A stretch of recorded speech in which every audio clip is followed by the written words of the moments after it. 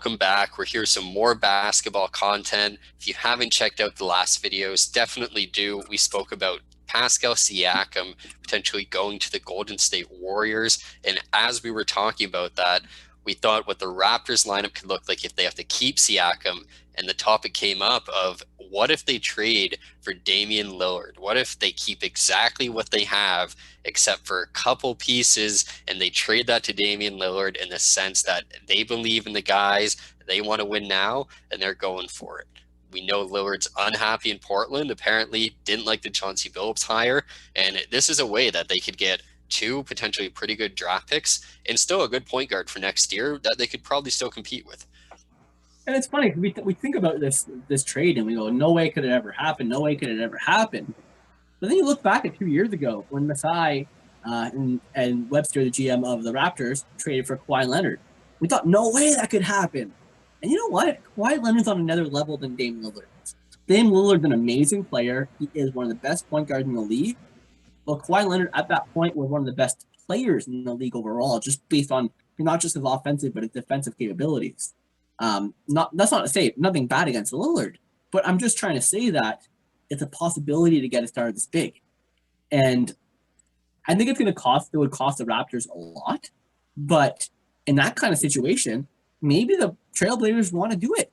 You hear about multiple Trailblazers players not being happy, and do they really want to blow it all up right now? I don't know. I think they actually have a great team. I think especially if they can keep Vucevic, they still have McCollum. They still have a couple other great pieces, Zach Collins. Nurkic, not Vucevic, but yeah. Oh yeah, Nurkic. Sorry, woo, right over my head. Sorry about that, guys. Yeah, but Nurkic, same kind of deal though. He's still a great player who's not that happy in his current role, and you replace Lillard with a guy like Kyle Lowry. Kyle Lowry's still a top tier point guard. Heck, if you really want to win a championship, some people might argue that Kyle Lowry might be better for your team, just given all the other aspects he contributes in. I'm not going to sit here and argue that. I love Lowry the player. I'd hate to lose him, but I know the Raptors are likely going to lose him anyways. So you bring in someone like Lillard, even though it costs you a lot. The Raptors are competing next year. The Trailblazers are still competing next year. It might be a win-win situation all around. But for anyone who's watching right now, no, we're not talking about Kyle Lowry for Dame Lillard straight up. That's just not a reality of what's going to happen. That's not a reality of the world. In this kind of situation, I'm thinking the 4th overall pick, which could be a fucking damn good player who could help either team for many years. Dame Lillard was what, 6th or 7th pick? This could be a better pick than him. Yeah, if he was 5th or 6th, I think. Yeah, from Weber State. So either way, it could be a higher pick than what Lillard is. So in the long run, it could hurt the Raptors, but it could also make them compete next year with the same team they have right now. With that being said, if you are trading for Lowry and Lillard, you're not only including the 4th, you're probably including 1, maybe even 2 future first-round picks, just looking at how the trades of like Harden and Paul George went in the last couple of years. With that being said, if the Raptors are still competing, that's a very late-round pick. I'm not too concerned about 2 to 3 firsts if you're getting a guy like Dame Lillard. And in Portland's point of view, why not do it? The 4th overall pick could be someone who's going to start on that team. Magically, bam, you're not really losing that much. McCollum's going to step up, probably shoot more than what he was right now at Lillard. Kyle Lowry's more of a passer than Lillard is already. The team could still be in a good situation. If anything, they've been not as good the last couple of years because of injuries. And if Lillard wanted to stay there, they could still be a great team. Hell, you look at the teams that are still in the NBA playoffs, and that Portland team is just as talented as any one of them. But they've been hurt with injuries and never got it right. So maybe you reset them with Kyle Lowry and a 4th overall pick, and then Dame Lillard can get that trade out. The only reason this trade works is because Dame Lillard is not happy and he's requested a trade. It's the only reason. So might as well take advantage of it. And that's just it. The longer it drags on, the less you're going to get. It goes into the season, morale goes down. But even from both teams' perspectives, I could even build off it a bit further, where if people are going to comment and say, oh, what if Lowry doesn't want to play in Portland? He's at the end. They won't do it. What if you upgrade and you make this a 3-way trade? Everyone wants to tie Lowry to Philadelphia. What if you tie him there? You put him in Philly. You bring Ben Simmons over to Portland. Lillard ends up in Toronto, the picks, you can figure it out as you go, but everyone ends up with the point guard that they want or need at the end of the day. So that could be another way to look at it too.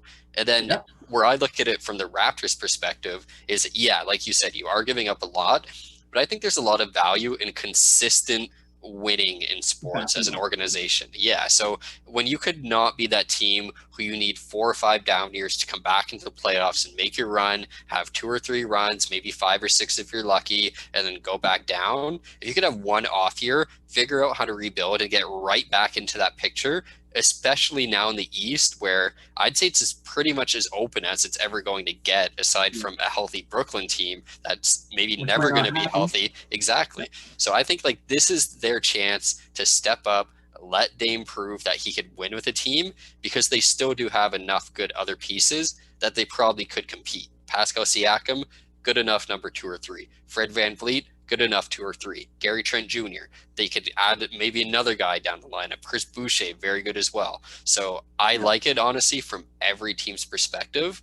Is it going to happen? Probably unlikely. But if it did, I think it actually work out for everyone. And that's one of those win-win-win situations that you never actually see in sports. So it's something that should be considered. There's not very many other teams that can take on Dame Lillard where he's actually going to go and compete. That's another thing. I don't know if Dame Lillard has a no trade clause. I assume he probably does. So why the hell would he go to one of those second-rate teams that doesn't have a chance to compete next year?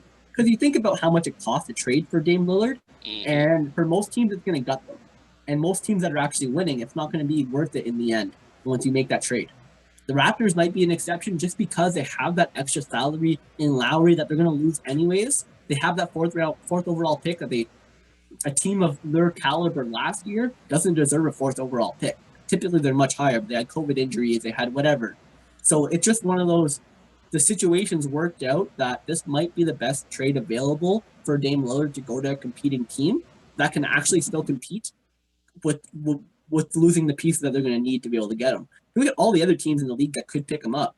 And the amount of pieces that's going to cost them is going to gut those teams, and they're probably not going to compete next year. Yeah, like I could could story see. in Toronto. Yeah, like I could see the Celtics wanting him, but like you said, that would gut that team. They don't have draft assets anymore.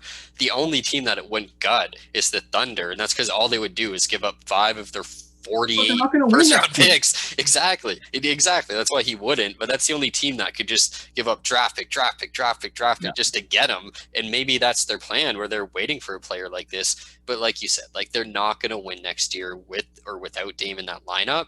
And his unhappiness is the fact that like he's the guy who everyone falls back on, and they say you can't make it out of the first round, you can't make it out of the second, even though he was in the conference finals like 3-4 years ago. But everyone still blames Dame for being that guy. So, and hopefully, if he does make this change, we'll keep forgetting about that.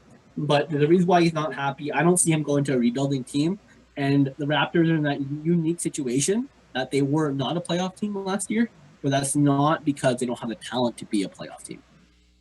I would agree, and it reminds me a lot of the Toronto Maple Leafs getting Mitch Marner when they were still a pretty good team, and they just happened to get that extra draft pick, I believe, because of an off year where they missed the playoffs or whatever happened for them getting Marner. But their lineup was pretty damn solid without him to begin with, and I could see this too. Level. Exactly, and same thing with the Raptors now, where like you said, this team on paper, or at least win-loss wise, every other year, they weren't going to get the 4th overall pick. If I told you before the season that my, I guess, bold pick for the 2021 season was the Raptors getting the 4th overall pick, you probably would have just went off the line and probably never spoke to me again. It just didn't seem like something that would happen, and here we are.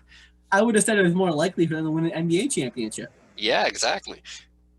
But it is what it is, and that's the kind of situation that they have to take advantage of. Same thing with Kawhi Leonard. Nobody would have thought he was going to leave the Spurs. But once you start not playing, once you start being public about this, your trade demands go down heavily.